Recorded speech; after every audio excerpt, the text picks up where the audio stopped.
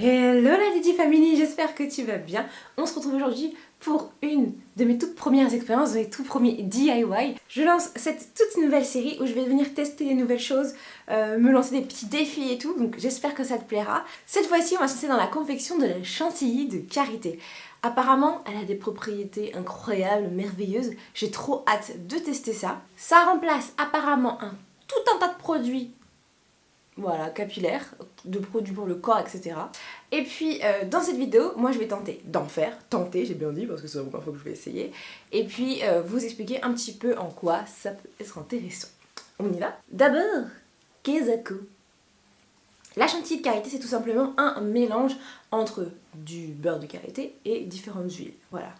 Moi, comme c'est la première fois et que je suis pas sûre d'y arriver, je vais éviter de gâcher tout un million de trucs. Au final, bon, gâcher, je sais pas trop comment on peut gâcher des produits parce qu'au final ça reste de la crème et de l'huile, mais bon. Bref, je vais juste utiliser de l'huile d'olive et du beurre de karité. Je te mets dans la barre d'infos une recette plus complexe si ça t'intéresse, mais on va commencer déjà comme ça. Why is it so good? Là, elle est définie comme nourrissante et réparatrice. Le beurre de karité est reconnu pour ses propriétés hydratantes, tout simplement, pour les cheveux frisés, bouclés, crépus. Pour ses propriétés nourrissantes, renforçatrice et protectrice, notamment protéger des agressions extérieures, donc là en hiver c'est tip top. Et enfin, le beurre de karité a des propriétés adoucissantes et assouplissantes, ce qui va nous permettre d'avoir moins de frisottis et un rendu normalement plus smooth. On a tout un tas de produits super intéressants tels que des acides oléiques et stéariques, j'ai du mal à le dire celui-là à chaque fois, contient des antioxydants naturels, de la vitamine A, E, du latex et des phytostérols. C'est pour ça que c'est aussi bon. Ça c'est pour parler un peu de compo, un peu de chimie, pour aller un peu plus loin.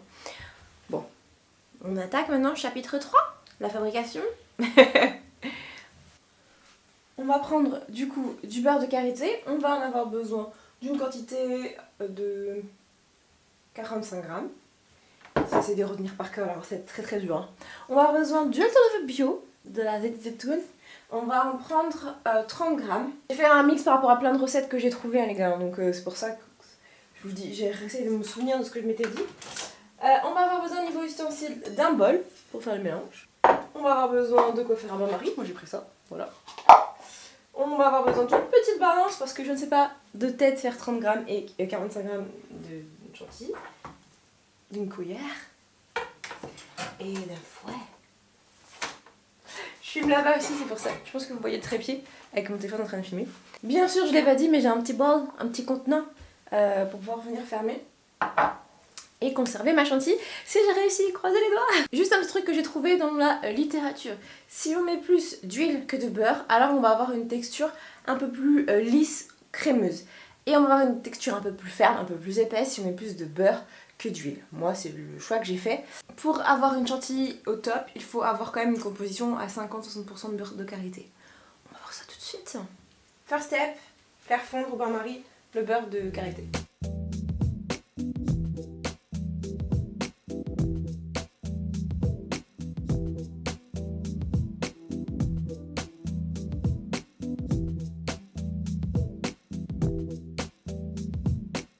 Ok, on est good. On a le beurre de karité qui a fondu au bain-marie. Je sais pas ce que je voulais dire. On va réutiliser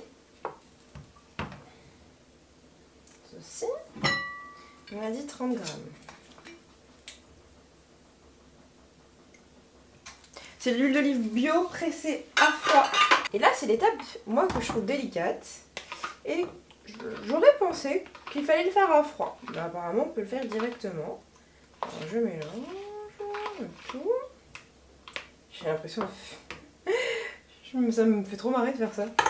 Bon, hop, on verse le tout là-dedans. Une bonne quantité. C'est parti, les amis. Putain, j'en fous partout. Oh là là là là. J'en fous partout. Regardez, j'en ai plein les mains. Ça ne va pas. Ah, par contre, ça mousse. Ok, bon, qu'est-ce que je fais? Est-ce que je continue le carnage? Mais je peux pas faire ça, c'est-à-dire que la prochaine fois, je vais en foutre partout à chaque fois. Alors, je vais désinfecter mon bol à pâtisserie. Parce qu'évidemment, on a que ça à faire. Ce sera mieux parce que là, j'en fous partout, vraiment, c'est une catastrophe. Je viens encore de perdre, je sais pas, genre 3 grammes chaque fois que je transvase, on va dire. Et on est reparti.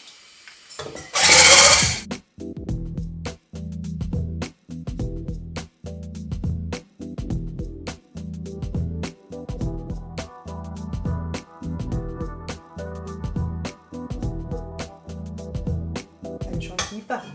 Ça mousse, oui, mais ça ne chantilly pas. Ce qu'on va faire comme on fait pour les gâteaux. On va mettre au frais. En vrai, je vais pas vous tenir en haleine comme ça pendant 67 ans. Ce que je vais faire, c'est que je vais laisser vraiment se refroidir complètement. Je t'invite à faire un truc, c'est pendant ce temps-là, tu likes la vidéo, tu t'abonnes, voilà, c'est super simple. Et sinon, je te montre le résultat si j'y arrive. Si j'y arrive pas, eh ben la vidéo elle s'arrête là comme ça. Bon, on se retrouve pour la partie tant attendue. Je pense que je t'ai déjà gâché le suspense parce que je t'ai dit tout à l'heure que si je te retrouvais, c'est que j'avais réussi. De toute façon, j'allais pas vous laisser sans recette. Tadam! Donc on en a jusqu'ici. Voilà, c'est pas mal. C'est une chantilly qui est hyper fondante. Je vais vous montrer ça. Hop. Regardez-moi ça, à peine appliqué. Oh là là. Par contre, hyper riche parce que l'huile d'olive, quoi. Plus le beurre de karité. Je pense que pour mes cheveux, une huile plus fine aurait été plus adaptée, en vrai. Mais elle est incroyable, cette chantilly. C'est un beurre fondant. Voilà. Au début, je m'étais dit, bon, ça ressemble pas trop à une chantilly, mais en fait, si, regardez-moi ça. Quand on plonge le doigt dedans, c'est immédiat. Elle est vraiment top. Donc, je vous conseille la recette, si vous voulez ce genre de texture. Là, j'en retesterai une. D'ailleurs, je vous rappelle que je vous mets une recette aussi dans la barre d'infos. Je l'ai montée en moins de 5 minutes, au fouet, à froid. Donc, c'est vraiment à froid qu'il faut le faire. Et puis, la texture est incroyable. Voilà, j'espère que cette vidéo vous a plu. Ce premier DIY.